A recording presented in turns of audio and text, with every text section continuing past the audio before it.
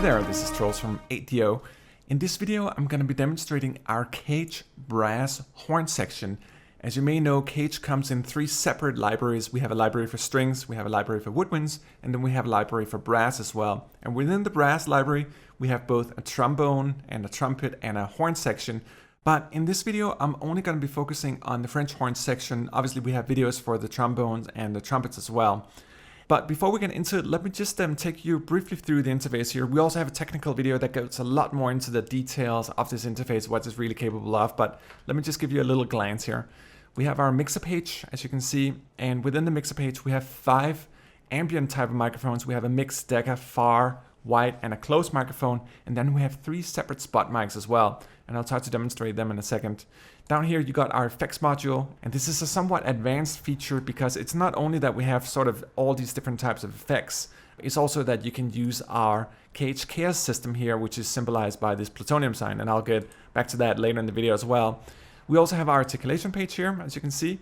Here you can purge or unload and load the samples. Over here you can control a variety of different things in terms of where you want the key switch to sit, and you can see the key switches are marked down here as well. And each key switch, of course, correlates to the articulations here, so you can choose what you want. And over here we have our options page, and here you can control stuff like velocity curve. If you want to stack certain articulations, let's say you want to stack a staccato and maccato, you can do that as well. We also have a round robin feature here that allows you to randomize the round robin or reset it if you want that. And of course, we also have an important button here, the offset button. And if you watch our G.A.N.G string video, I'm really demonstrating that feature a lot because you can sort of go into the sample. So if you don't want this early part of it, you can sort of offset the sample and go into the mid part of it and trigger in that way. And it's great for mangling the effects in different ways. But why don't we kick it off here? Let me just try to demonstrate quickly what the horn sounds like and sort of the concept of why we both have multi-samples and effect samples for the brass library. One of the unique things about G.A.N.G brass is that we decided to record both traditional multi-samples like staccato and maccato, and let's say you want to take a staccatissimo and then you want it to go into a rip and then it goes into a lip tremolo, whatever it is. There's a lot of things that can be done. And as I also mentioned in this video, I'm going to be demonstrating all the 5 core articulation groups. This would be one articulation group here, short notes, and you can see there's a variety of sub-articulations within it. But we also have long notes, we have rips and falls that are short, we have rips and falls that are long, and then we also have a texture module, which I'm also going to be demonstrating. You'll hear all that in the video. But let's just kick it off here. I'm just going to play some short notes and perhaps combine them with maccato and rips and so forth.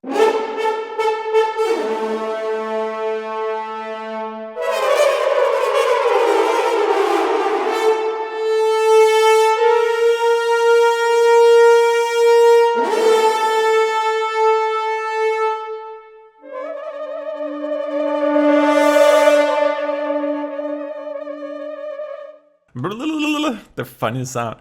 Let's also take a look here at the mixer page. Let me just load up, let's say the mix and far, and let's take 2 spots as well here. And I'll try to demonstrate them individually so you can really get a feeling for how different and versatile the different microphone positions are here.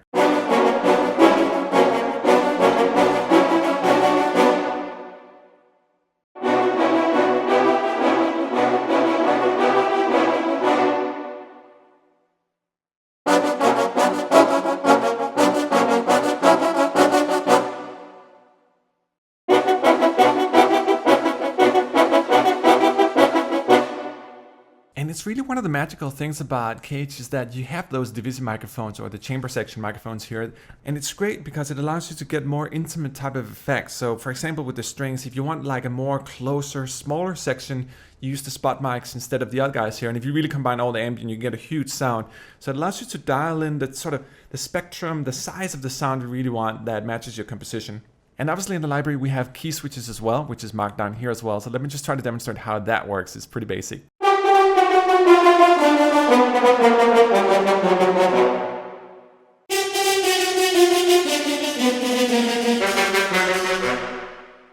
And of course, you can also do things like taking the staccatissimo stopped here and combining with the maccato stopped using the key switches down here.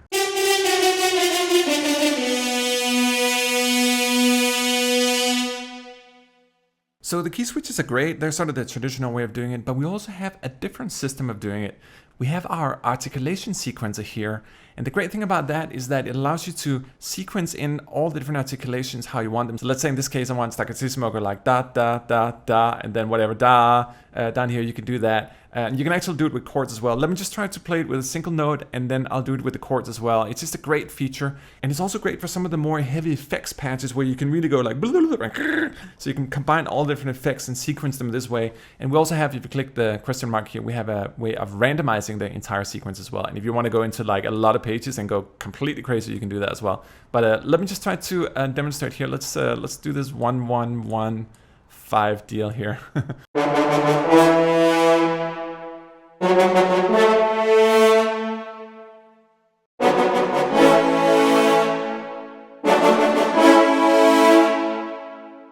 Let's also take a little look-see here at the long notes. This would be the second part of the 5 different chord articulation groups. This one has a gorgeous arc. It's something that we did in Adagio where you have this natural swelling sound. Obviously in Adagio we have over 120 different ones, but in Cage we just wanted 1 or 2 here and there to sort of be able to use the brass in a more traditional sort of swelling sense. And imagine that can go into effects and so forth. And they sort of have a nice emotional quality to them.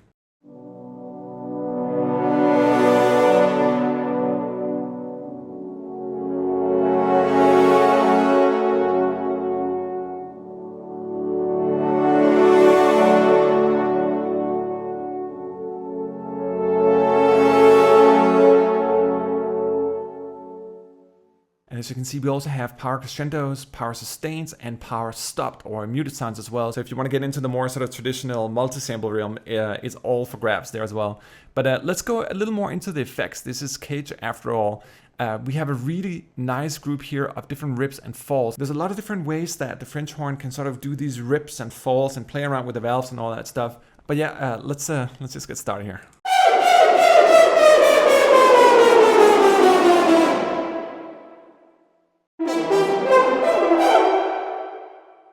And these rip falls are actually a good example of sort of a pseudo-tonal category. If you can hear, there's sort of some tone in them. And it's great if you want to use that and then align it with a multisample. It's a good example of why we have both multisamples and traditional, more non-tonal effect samples, or pseudo-tonal in this case. They're really designed to be mangled together. Let me just demonstrate that quickly, actually. So I'll be playing a couple notes on the rip falls, and then I'll just play a Mikado note on the very last.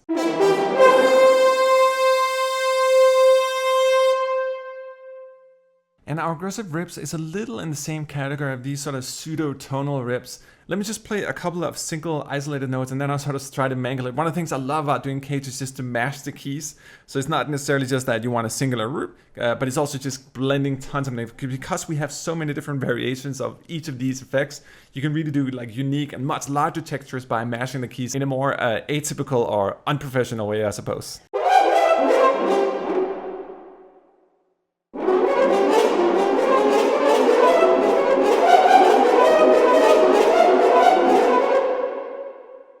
I guess I shouldn't say unprofessional. I suppose what I meant was that we are in the land of Cage or aleatoric type of music. So it's okay to break the rules. It's okay to be unconventional and mash the keys in whatever sense you want. Let me try here with the rolling valves as well to do the same thing. So I'll play a couple of isolated notes and then I'll sort of mash the keys a little more. One of the great things about the layout of Cage as well is that traditionally the sort of lower type of effects will be in the lower part of the keyboard and the more high-pitched stuff will be in the high-pitched of the keyboard. So you can sort of like mash them together and create these more elaborate rips if you want.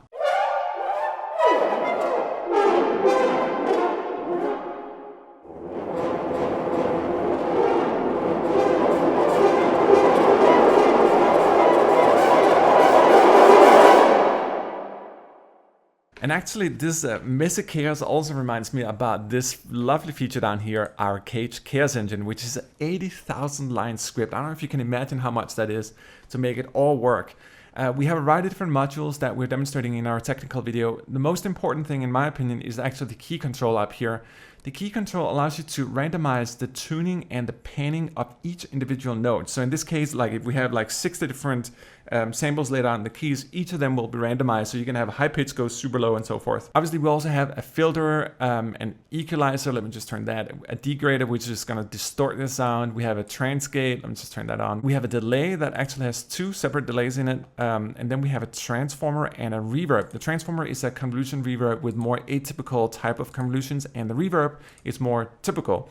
And if you notice here, you're also going to see these engine signs here, and that allows you to go deeper into the sound here as well. And you'll notice that a variety of places in the library as well. And we have two different ways of using the Cage Chaos Controller. You can either use it individually by clicking the plutonium sign here, and it'll randomize the individual effect here, but you can also go out here to the main page and click this sign here. And it essentially randomizes all the different effects you've activated here, including each of the keys and each of the pans and volume and all that stuff. So let me just click it here, and I have no idea what's about to happen. You're gonna join me in this wonderful world into Cage.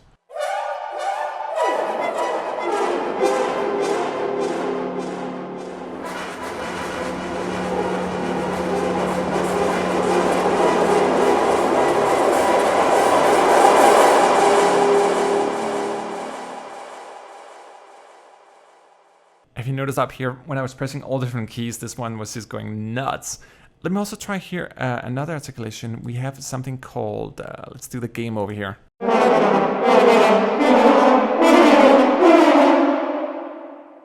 And as you probably noticed, it went from low pitch to high pitch, and that really allows you, again, to play those type of glissandos. If you want to just have a more random but still controlled way of going from low to high notes, you can sort of play. Let me just mash some keys here and demonstrate.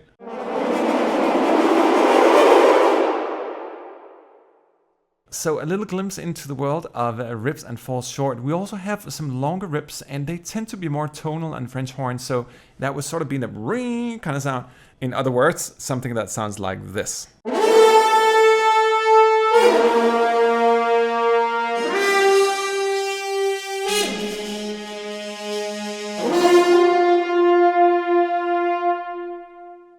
So that was just done using the traditional key switches here, but we can also use the Articulation Sequencer here. And one of the great features is that it also allows you to play chords.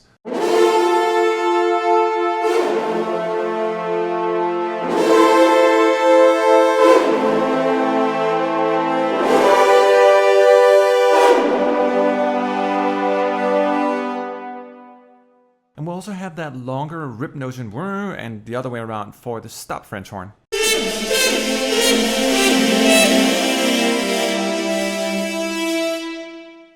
Might actually be a good sound to mess up a little with the Chaos Engine. Let's activate some effects here, and let's see, filter. Let's just do all of them.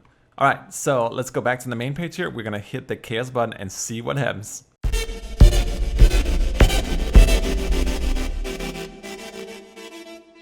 All right, something a little unsuspected. I don't know actually that bass drum sound. Let's just check here. Here, it sounded like the filter was doing something like a bass. Okay, so that's a filter almost generating that kind of bass drummy sound. Let's also gracefully move on here to the last category, which is our textures.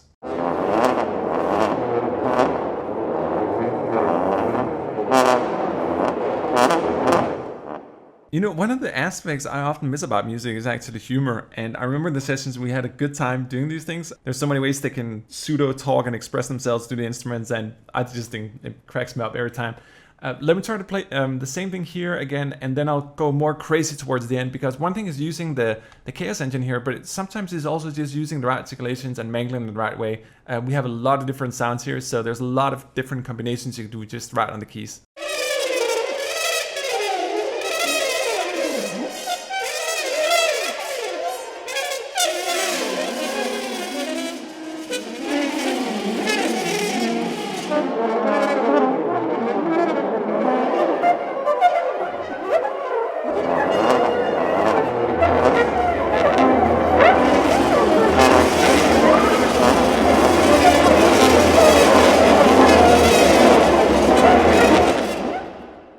You know, it's interesting. I suppose with this library, without bragging too much, you can do true aleatoric music without actually have any clue what you're doing, like I just demonstrated. Let me just do another experiment here, just for the sake of it. Let's activate all the chaos effects again here, and we'll see what happens. I find this an interesting exercise actually, because as you sort of activate these things, and obviously you can also sit and sculpt them if you want to do some more precision stuff. But I love the notion of randomness. I love I don't know what's about to happen, and it might not work. Sometimes the sounds are just dead, like the filter would be too much. You can click that off. But sometimes you just get a magical new sound, like the bass drum before. I had no idea what's going on. And I think it's a great way of exploring music and the sounds in a different way. And I think it truly ties in with the concept of aleatoric music, that it is chance based, it is randomness. You might as well just sit and roll a dice. In this case, the dice actually rolls 1500 sample parameters every time you click this note out here. So imagine the amount of time that would take you to sit and manipulate all the effects and dial them in. So it's an enormous effort actually on our behalf, and I'm so proud of this achievement, and it's something we'll be incorporating into other libraries as well, because you can do so much, you can sculpt so much and be truly inspired by the randomness. And I should also mention the great thing about here, and we have, you can see it on the macro dial here as well, is that you can actually dial in how much you want, how much chaos you want. And obviously you can do that in individual dials here as well. But it's a great feature that allows you really to sort of sculpt in the amount of randomization and chaos behavior you really want. So that's a little trick there. But if you're still a little confused, remember to watch our technical video where we really demonstrate all the features in detail and how they function. So yeah, let's just do a little chaos experiment and wrap this up.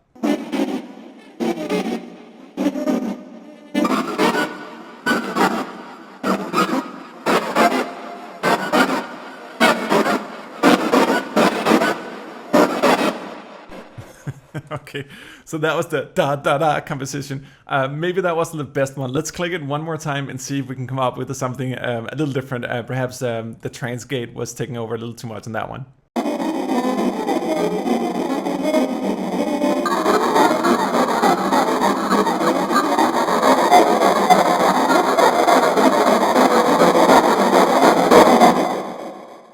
Anyway, thank you so much for watching. My name is Troels. This was ADO's Cage Brass Horn Module. And remember to watch our other videos for the trumpets and the trombones as well. And of course, you can also watch all the other Cage videos, our technical videos, our Cage string library, and our Cage woodwind library as well.